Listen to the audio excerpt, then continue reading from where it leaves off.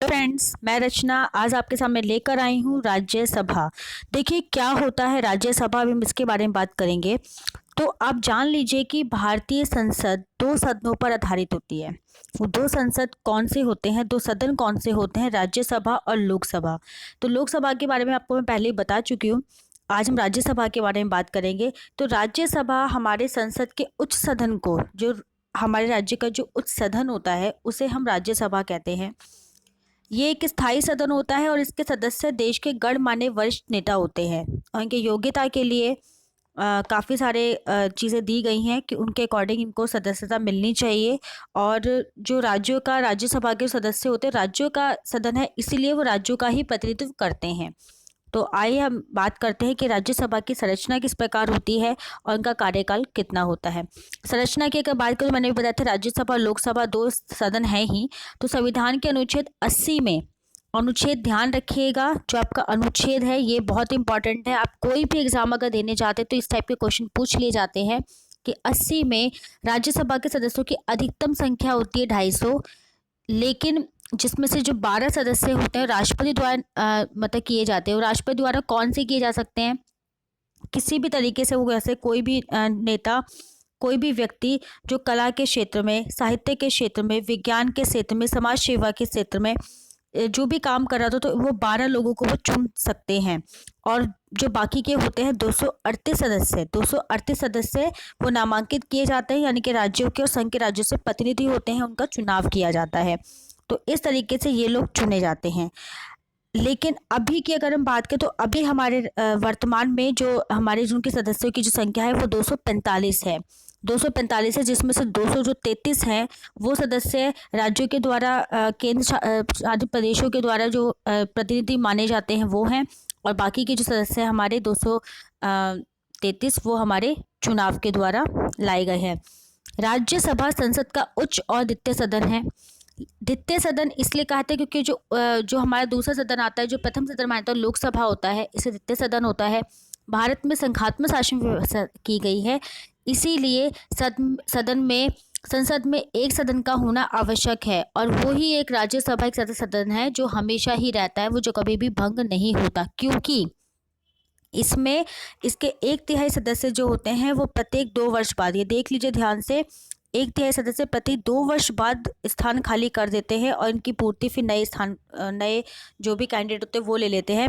तो इस तरह कभी भंग होता ही नहीं है। हर दूसरे साल के बाद इनका काम चलता रहता है, वो चेंज होते रहते हैं और फिर वो कभी भी खाली नहीं होता पद। और दूसरी बात है, इनका जो कार्यकाल है वो 6 वर्ष का होता है। कितने वर्ष का होता है? 6 वर्ष का होता है। ये मैं आपको बता चुकी कहाँ से कैसे आते हैं, साहित्य, विज्ञान, कला के क्षेत्र से आते हैं। और राज्य के प्रतिनिधि सदस्यों का निर्वाचन जो होता है वो अप्रत्यक्ष रीति से होता है। अप्रत्यक्ष नीति यानी कि जो हमारे अनुपातिक प्रतिनिधि चुनाव प्रणाली है उसके द्वारा, एकल सकल में चुनाव प्रणाली के द्वारा होता है। जो 12 सदस्य वो राष्ट्रपति के द्वारा किए जाते हैं, बाकी के चुनाव के द्वारा किए जाते हैं। तो इस प्रकार से हमारी राज्यसभा के सदस्यों का निर्वाचन किया जाता है। अब हम बात करते हैं कि किस प्रकार से इनकी योग्यता निर्धारित की गई हैं। तो योग्यता जो है बहुत ही ज़्यादा इम्पॉर्टेंट है। योग्यता क्या क्या है? सबसे पहले तो आपको पता होना चाहिए कि भारत का नागरिक होना चाहिए। आयु ध्यान रखिएगा 30 वर्ष है। इसमें आयु जो है वो है कितनी है? 30 वर्ष। 30 वर्ष से कम नहीं होनी चाहिए। और वो योग्यता है कि जो संसद के विधि द्वारा निश्चित की गई हैं वो सारी योग्यताएं होनी चाहिए।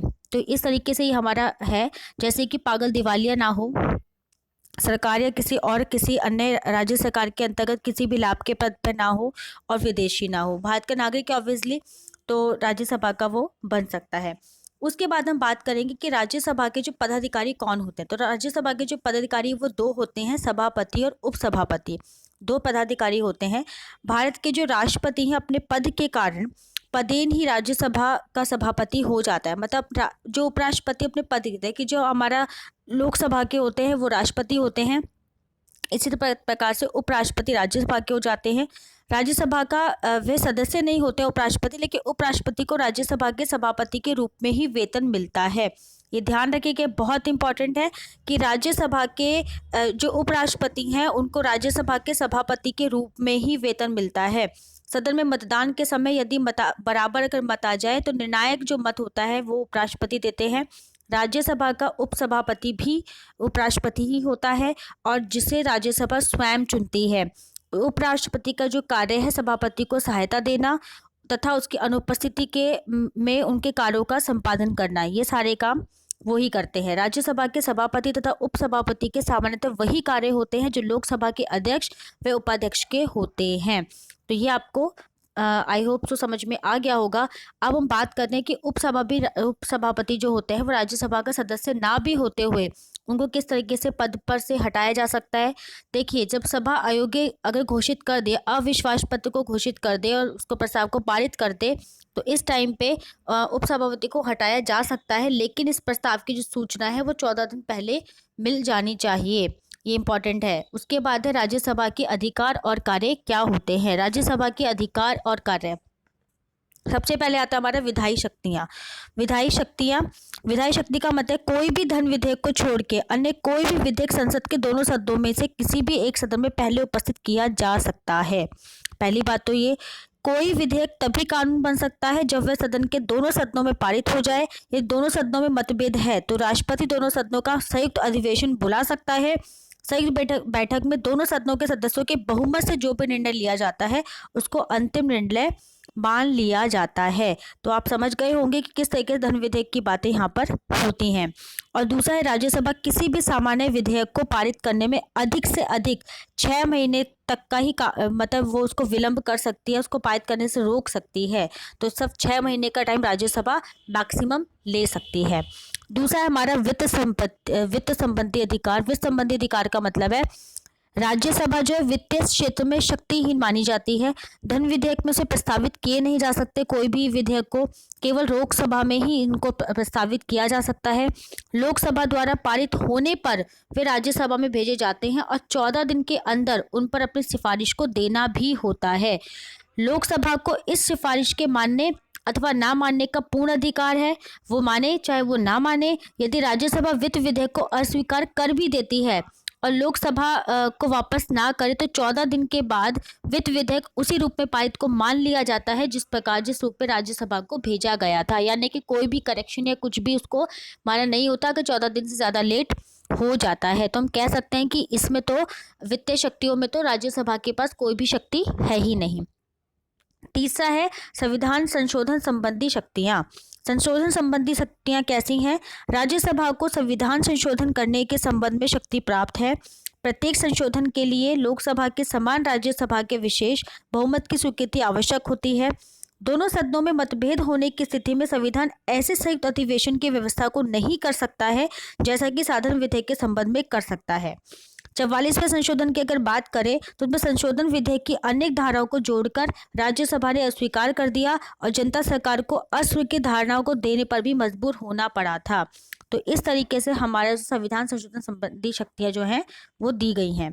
उसके बाद 4th पॉइंट आता है प्रशासकीय अधिकार। प्रशासकीय अधिकार क्या क्या है हम उसके बारे करते हैं कि देखिए, अगर बात करें तो जहाँ तक शासन संबंधी जो हमारी अधिकारों का संबंध को देखते हैं तो मंत्रिमंडल जो देश का वास्तविक शासक है लोकसभा के प्रति उत्तरदायी भी माना जाता है। और लोकसभा जहाँ पे राज्यसभा के सदस्य की बात करें तो जो मंत्री नियुक्त हो जाते हैं फिर भी राज्यसभा प्रश्नों प्रस्तावों वाद विवादों के द्वारा मंत्रिमंडल के कार्यों पर कुछ अंश तक नियंत्रण रख सकती है। राज्यसभा के शासन के कार्यों का अगर हम देखें तो आलोचना भी की जा सकती है, जबकि सदन में काम रोको के प्रस्तावों पर जो बहस होती है उसमें शासन पर नियंत्रण स्थापित करने के लिए सर्वोच्च स्तर को देखा जाता है।